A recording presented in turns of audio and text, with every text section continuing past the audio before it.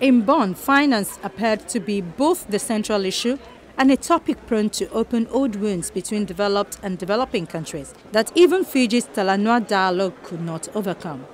The most heated debates boiled around finance at COP23, from the mere adoption of a report on the Green Climate Fund to providing guidance to the long-existing Global Environment Fund.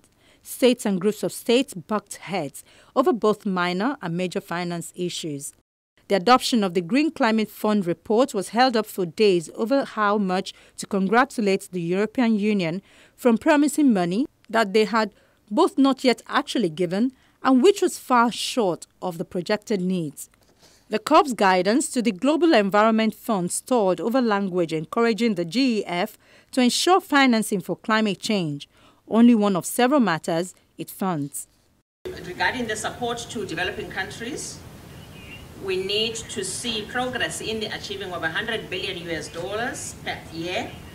That is a goal as agreed to earlier, and that is by 2020, as well as on the Adaptation Fund, which must serve the Paris Agreement. Undoubtedly, one of the most disappointing decisions concerned loss and damage, which provides support to countries for the adverse effects of climate change that can no longer be avoided.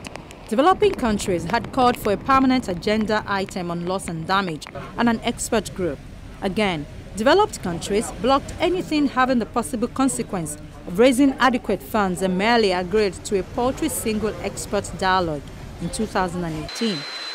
Sadly, this meeting, there is very little help coming through for those that matter. For us as civil society, one of the disappointing things for us is around finance for loss and damage. Developed countries have turned up here and have refused to commit to a legitimate process to talk about loss and damage. Rather, it's been relegated to a workshop next year in the margins of another meeting. Failure to agree on precise form, even linking loss and damage to finance, was not agreed. Developed countries did not want to commit to giving resources to address the loss and damage suffered by developing countries. This raised serious questions about the good faith of developed states in even including loss and damage, which was a condition of many developing states agreeing to the Paris Agreement. We must also address the issue of climate justice. The climate change challenge that we face today is a result of unsustainable lifestyles and consumption patterns which are not necessarily linked to higher levels of well-being. We may at times find it difficult to take hard measures to address climate change, as we still have not fully come to terms with the enormity of the challenge. It often takes a hurricane, a massive hole in the Antarctic ice sheet, a devastating forest fire, or an extreme flood event to humble us and remind us of our role in the current crisis and nudge us to take action. Concrete steps forward were also taken on the work progress for implementing the Paris Agreement. Clarity on the design of the so-called Talanoa dialogue, the facilitative dialogue, has been achieved looking at how global climate action can be accelerated in the years to come. The facilitative dialogue next year will be the opportunity for political stock-taking for the parties on progress made on the implementation of the Paris Agreement. We don't yet have agreement on key issues like more ambition before 2020, what's going to happen on the Adaptation Fund, which is very important for developing countries, and the rule book. So they need to come and roll up their sleeves and get to work. As COP23 began, there was sober feeling of urgency among observers, but it was recognized that state delegates seemed reconciled to business as usual. The high-level climate talks got underway on Wednesday, the 15th of November, as German and French leaders joined the COP23 session to set out their countries' goals for tackling climate change.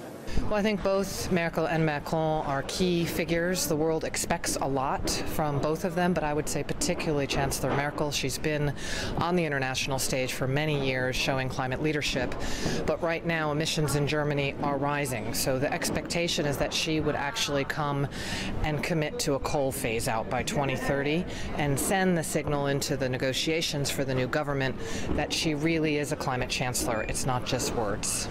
The WMO statement on the climate in 2017, which covers January to September, was released on the opening day of the United Nations Climate Change Conference in Bonn.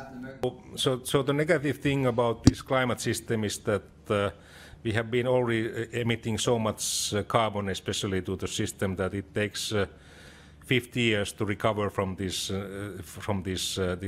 negative trend. So this negative trend is expected to continue for the coming 50 years anyhow. So that means growing amount of disasters and growing amount of these less comfortable records.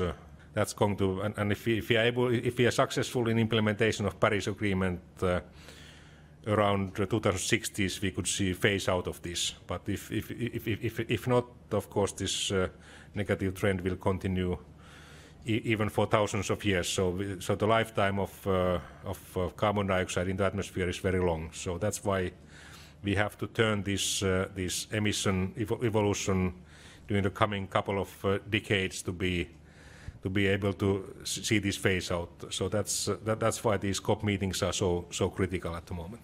There's an estimation that about 5 million years ago we were having this 2 to 3 degree warmer climate, and then the sea level rise. Sea level was several tens of meters higher than today. But this sea level rise it's happening fairly slowly. So the melting of Greenland and Antarctic glaciers, that's a very slow process. It doesn't happen in 100 years. You need thousands of years for that. But if we are not able to limit the carbon dioxide concentration in the atmosphere, it's going to be a problem following actually thousands of years from now. It includes information submitted by a wide range of United Nations agencies. Long-term indicators of climate change such as increasing carbon dioxide concentration, sea level rise and ocean acidification continue unabated.